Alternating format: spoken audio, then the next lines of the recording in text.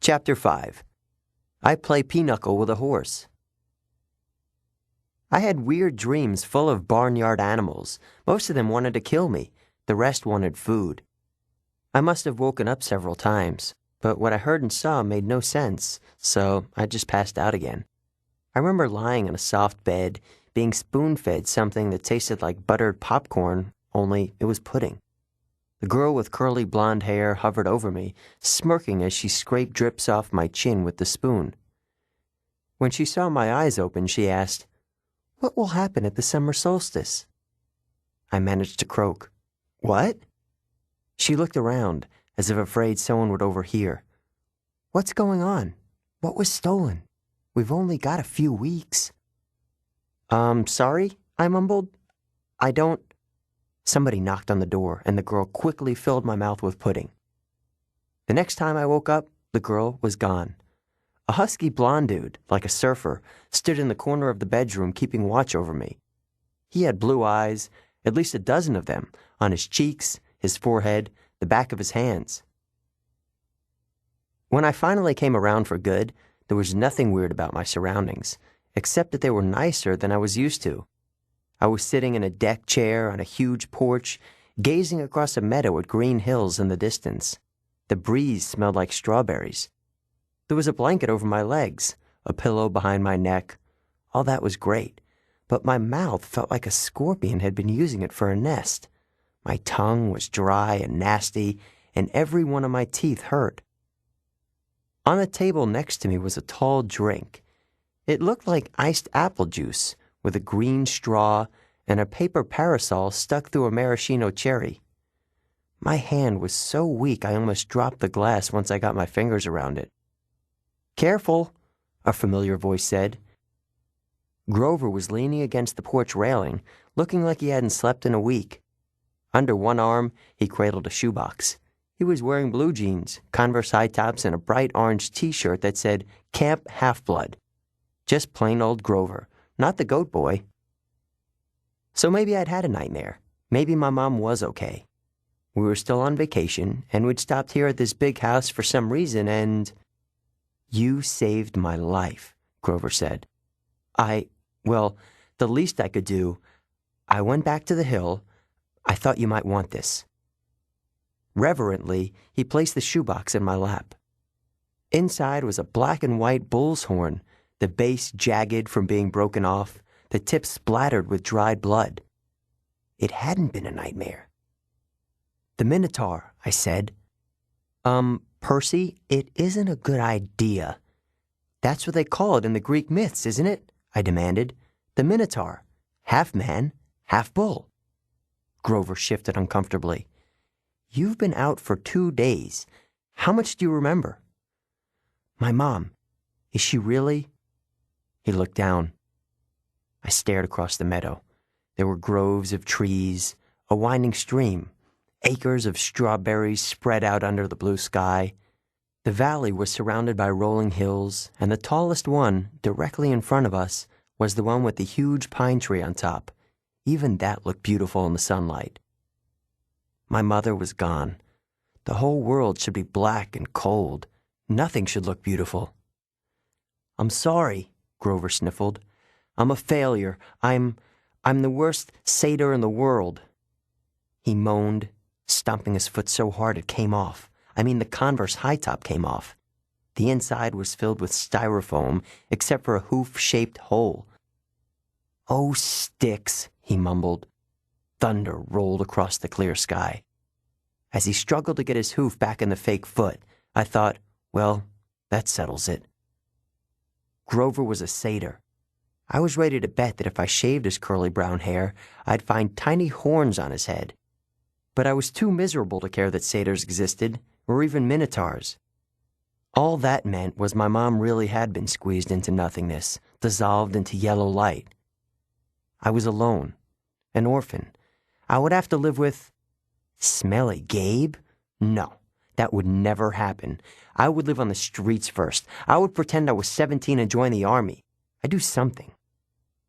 Grover was still sniffling. The poor kid, poor goat, satyr, whatever, looked as if he expected to be hit. I said, It wasn't your fault. Yes, it was. I was supposed to protect you. Did my mother ask you to protect me? No, but that's my job. I'm a keeper. At least, I was. But why? I suddenly felt dizzy, my vision swimming. Don't strain yourself, Grover said. Here. He helped me hold my glass and put the straw to my lips. I recoiled at the taste because I was expecting apple juice. It wasn't that at all. It was chocolate chip cookies, liquid cookies, and not just any cookies. My mom's homemade blue chocolate chip cookies, buttery and hot, with the chips still melting. Drinking it, my whole body felt warm and good, full of energy. My grief didn't go away, but I felt as if my mom had just brushed her hand against my cheek, given me a cookie the way she used to when I was small, and told me everything was going to be okay. Before I knew it, I drained the glass. I stared into it.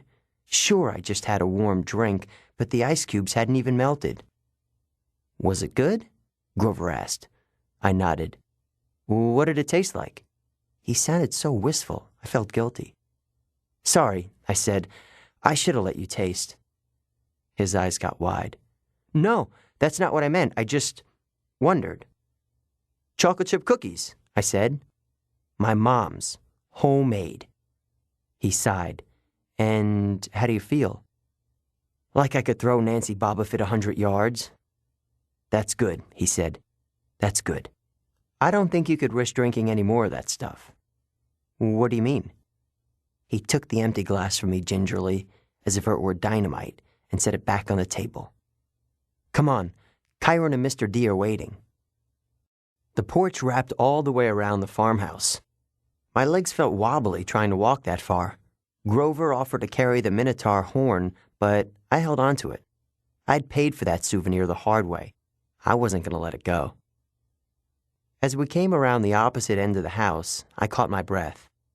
We must have been on the north shore of Long Island because on this side of the house, the valley marched all the way up to the ocean, which glittered about a mile in the distance. Between here and there, I simply couldn't process everything I was seeing.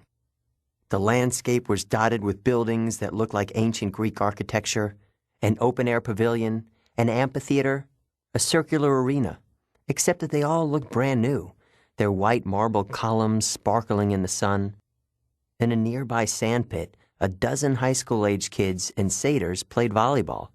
Canoes glided across a small lake. Kids in bright orange T-shirts like Grover's were chasing each other around a cluster of cabins nestled in the woods.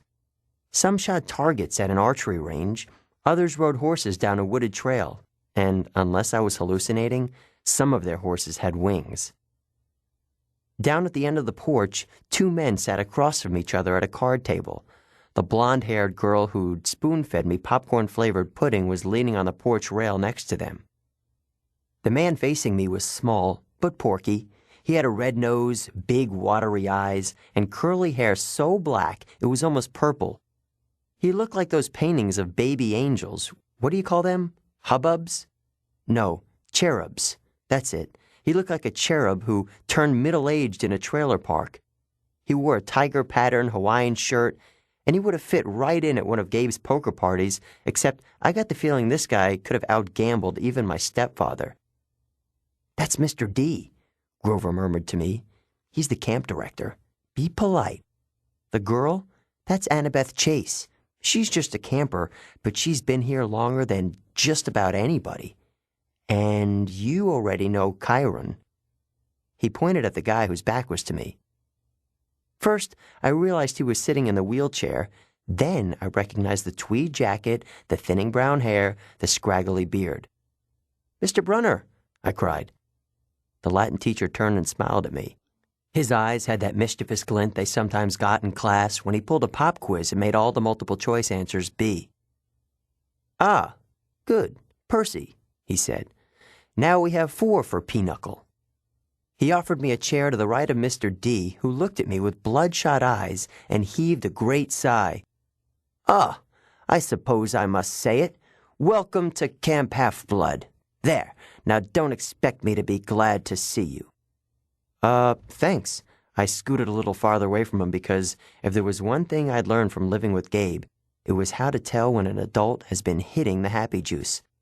If Mr. D was a stranger to alcohol, I was a satyr. "Annabeth," Mr. Brunner called to the blonde girl. She came forward and Mr. Brunner introduced us. "This young lady nursed you back to health, Percy. Annabeth, my dear, why don't you go check on Percy's bunk? We'll be putting him in cabin 11 for now." Annabeth said, "Sure, Chiron." She was probably my age, maybe a couple of inches taller, and a whole lot more athletic looking. With her deep tan and her curly blonde hair, she was almost exactly what I thought a stereotypical California girl would look like, except her eyes ruined the image. They were startling gray, like storm clouds. Pretty, but intimidating too, as if she were analyzing the best way to take me down in a fight. She glanced at the minotaur horn in my hands, then back at me. I imagined she was going to say, "You killed a minotaur?" Or, "Wow, you're so awesome," or something like that. Instead, she said, "You drool when you sleep." Then she sprinted off down the lawn, her blonde hair flying behind her. "So," I said, anxious to change the subject, "you, work here, Mr. Brunner?" "Not Mr. Brunner," the ex-Mr. Brunner said. "I'm afraid that was a pseudonym. You may call me Chiron." Okay, totally confused, I looked at the director, and Mr. D, does that stand for something? Mr. D stopped shuffling the cards. He looked at me like I'd just belched loudly. "Young man, names are powerful things. You don't just go around using them for no reason." "Oh, right. Sorry." "I must say, Percy," Chiron Brunner broke in, "I'm glad to see you alive. It's been a long time since I've made a house call to a potential camper. I'd hate to think I've wasted my time." "House call?" "My year at Yancey Academy to instruct you. We have satyrs at most schools, of course, keeping a lookout. But Grover alerted me as soon as he met you. He sensed you were something special, so I decided to come upstate. I convinced the other Latin teacher to, take a leave of absence." I tried to remember the beginning of the school year. It seemed like so long ago, but I did have a fuzzy memory of there being another Latin teacher my first week at Yancey. Then, with that explanation, he had disappeared and Mr. Brunner had taken the class. "You came to Yancey just to teach me?" I asked. Chiron nodded. "Honestly, I wasn't sure about you at first. We contacted your mother, let her know we were keeping an eye on you in case you were ready for Camp Half-Blood, but you still had so much to learn. Nevertheless, you made it here alive, and that's always the first test." "Grover," Mr. D said impatiently, "are you playing or not?" "Yes, sir." Grover trembled as he took the fourth chair, though I didn't know why he should be so afraid of a pudgy little man in a tiger print Hawaiian shirt. "You do know how to play pinochle." Mr. D eyed me suspiciously. "I'm afraid not," I said. "I'm afraid not, sir," he said. "Sir," I repeated. I was liking the camp director less and less. "Well," he told me, "it is, along with gladiator fighting and Pac-Man, one of the greatest games ever invented by humans. I would expect all civilized young men to know the rules."